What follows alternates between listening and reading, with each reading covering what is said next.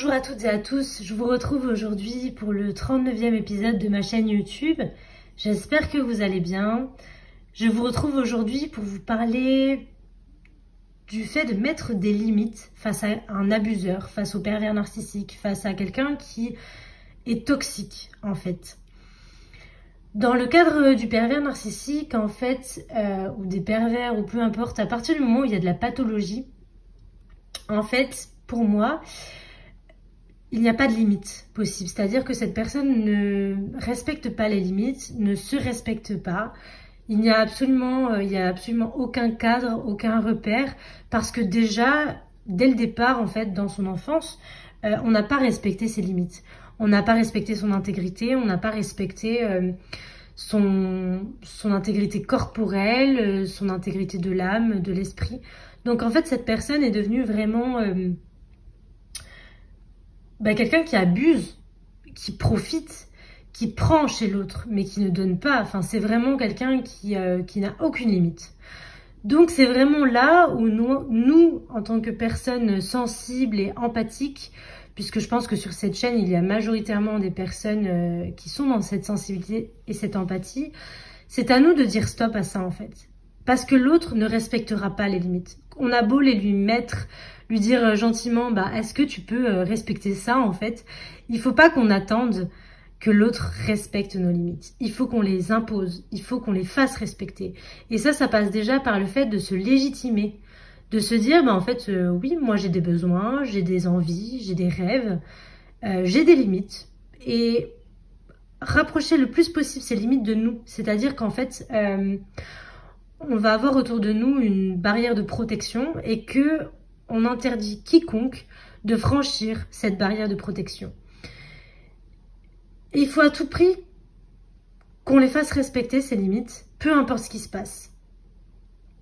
C'est-à-dire que l'autre va nécessairement essayer de nous faire culpabiliser, de nous faire du chantage, de nous manipuler, parce que il ne fonctionne que comme ça en fait. C'est-à-dire que c'est quelqu'un qui se sert de l'autre, qui nous utilise en fait, qui se sert de nous comme d'un prolongement narcissique, qui se sert de nous pour s'illuminer, pour exister, pour vivre. Il se sert de nous en fait pour sa survie psychique, parce que sans nous il n'est absolument rien du tout, il s'effondre même. Mais en fait, parce que c'est quelqu'un de vide, est-ce que c'est pour autant que nous, on doit servir de prolongement, de doudou en fait? C'est vraiment ça, de doudou. De pilier, on doit servir de béquille en fait à cette personne qui ne prend absolument pas ses responsabilités, qui ne prend absolument pas la responsabilité de son bonheur, de son vide intérieur. C'est quelqu'un qui est complètement irresponsable, complètement immature et qui du coup attend des autres qu'en fait on vienne combler tous ses manques. Effectivement, l'abuseur, le pervers narcissique, le pervers, peu importe, est dans une souffrance psychique qui est énorme, incommensurable. Mais en fait, il tient de la responsabilité de chacun de dire soit je prends chez l'autre ce qui me manque, soit je vais le chercher à l'intérieur de moi. Et c'est toujours cette même question qui revient, c'est mais en fait, à quel moment on décide qu'on va prendre de l'autre ce qui nous manque plutôt que d'aller le chercher en nous-mêmes en fait? On est tous capables de ça, puisqu'on a tout à l'intérieur de nous. Donc tout le monde est capable de ça. Par contre, je me rends compte qu'en fait, dans notre monde, dans notre société, il y a énormément de personnes qui sont justement dans la maladie mentale, parce que ces personnes-là sont, à un moment donné, ont baissé les bras, ont abandonné, ont lâché l'affaire et se sont tournées vers les autres, vers l'extérieur, pour aller chercher ce qui leur manquait à l'intérieur, en tout cas ce qu'elles croyaient qui leur manquait. Et finalement, du coup, on devient tous ces personnes sensibles et empathiques, on devient vraiment des pansements, quoi, des doudous, voilà. Et à partir du moment où en fait on commence à se prioriser et à vouloir se rendre libre justement de ce type de relation, de ce type de personnes qui nous demandent clairement de se sacrifier pour elles en fait, c'est ça, hein, de se sacrifier pour les rendre heureuses en fait. Et c'est là où il y a quelque chose qui est complètement hallucinant, c'est que pourquoi on accepte ça en fait? Parce qu'on accepte de se mettre en pâture, de se prostituer, de devenir cet objet sacrificiel pour des personnes qui en fait se servent de nous quoi, qui nous voient absolument pas dans notre pleine authenticité, mais qui nous voient comme des objets, des doudous, des pansements, des crèmes cicatrisantes en fait. Voilà, et ça j'ai compris que bah, c'était pas possible et que il y en a plein qui abusent en fait, qui profitent, qui nous utilisent. Donc il faut être super vigilant et je pense que ça tient pas juste à la perversion narcissique, même s'il y a quand même pas mal de... C'est la pathologie de notre siècle hein, pour moi. Hein. Il y a quand même pas mal de personnes qui sont dans la perversion narcissique. Mais il y a aussi plein d'autres types de pathologies.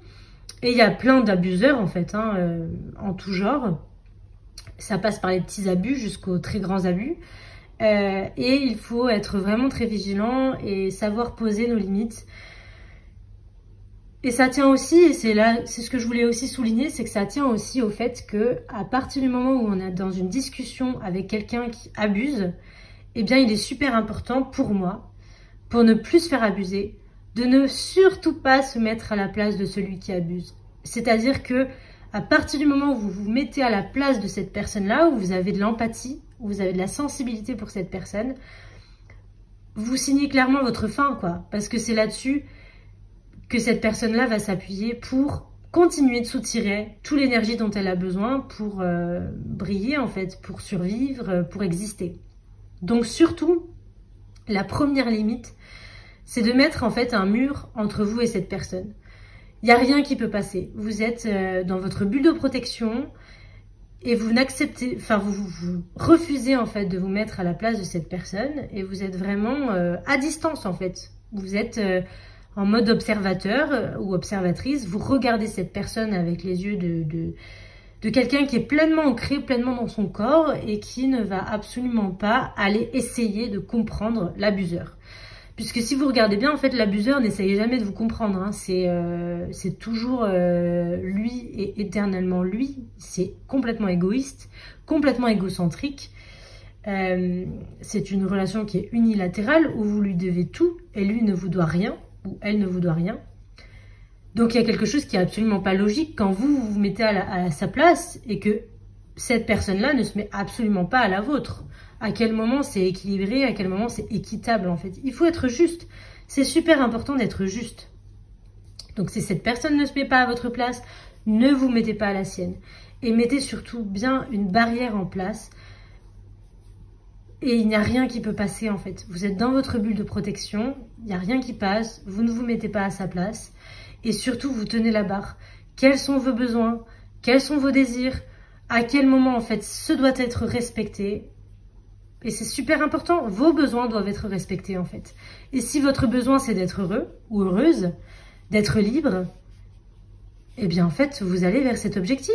Il n'y a pas de raison que la personne qui est en face de vous et qui abuse et qui essaie de tout vous prendre jusqu'à votre propre vie, il n'y a pas de raison que vous vous sacrifiez pour cette personne en fait. Votre bonheur est essentiel. Votre bonheur est essentiel et rien ne doit vous éloigner de ce bonheur-là en fait. Et sûrement pas une personne qui vous abuse.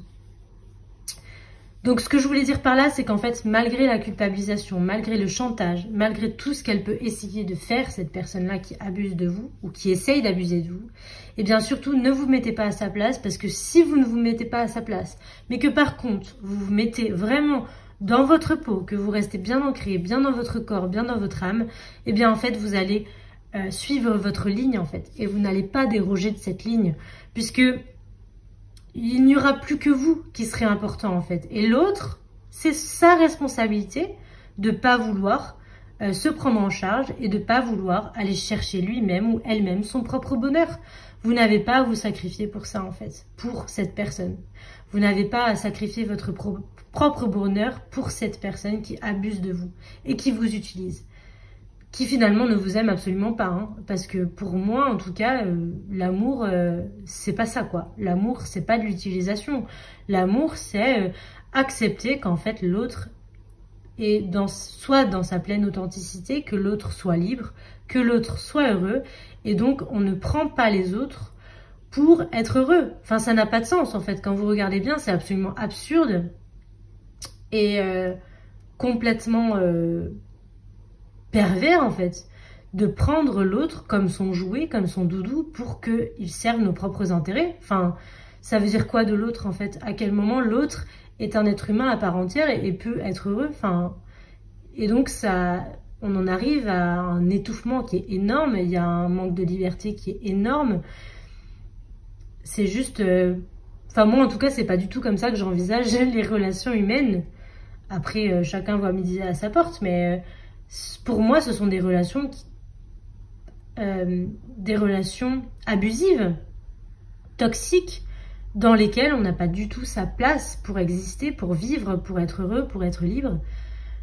Des relations dans lesquelles on est juste utilisé pour servir le bonheur de l'autre, qui en fait, effectivement, l'autre est en souffrance, mais personne n'a à porter la souffrance de quelqu'un d'autre, en fait. Et c'est aussi renvoyer sa responsabilité à l'autre. On est responsable à 100% de soi, en fait. L'autre est responsable à 100% de lui. Nous sommes responsables à 100% de nous. Et après, si on veut faire une relation, moi, je suis à 50% responsable de la relation. Tu es à 50% responsable de la relation. Et c'est tout, en fait. C'est rendre ce qui appartient à César, tout simplement. Et comprendre qu'en fait, on est coupable de rien, qu'on peut juste assumer notre responsabilité, mais la responsabilité de notre vie, et que l'autre est responsable de sa vie. Point. Et c'est vraiment remettre l'église, en fait, au centre du village. Rendre la responsabilité à chacun, et surtout quand c'est une relation d'adulte à adulte, je considère que chacun est adulte et que chacun est responsable. Peu importe finalement qu'on soit dans de la perversion ou pas. Effectivement, dans de la perversion, on a en face de nous quelqu'un qui est un enfant immature et qui ne prend absolument pas la responsabilité de ses actes, qui ne prend d'ailleurs aucune responsabilité, et qui du coup va abuser et ne va absolument pas respecter nos limites. Mais c'est son problème en fait. C'est un enfant immature, il a fait ce choix-là de rester dans son irresponsabilité, dans son immaturité. Grand bien lui fasse, mais on n'a pas à subir ça, tout simplement.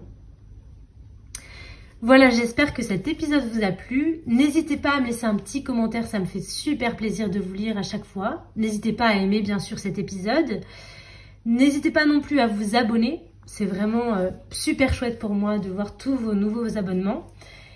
Et bien sûr, n'hésitez pas à me dire aussi ce qui vous plairait que j'aborde dans un prochain épisode.